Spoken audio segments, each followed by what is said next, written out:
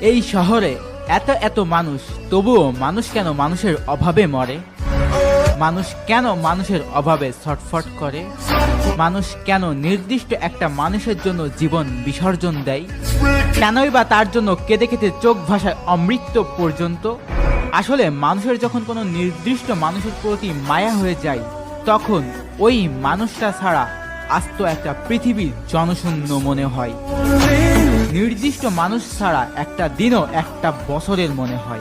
কারণ যাকে মন ভালোবাসে একবার আপন ভাবে, তার অভাবটা আর কাউকে দিয়ে কখনো পূরণ হয় না।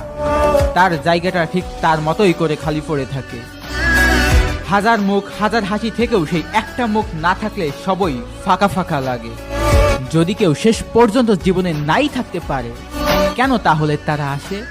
আজও আমি নিজেকে নিজে প্রশ্ন করি, আমার ভুলটা কি ছিল? হয়তোবা আমার ভুলটা ছিল তাকে ভালোবাসা।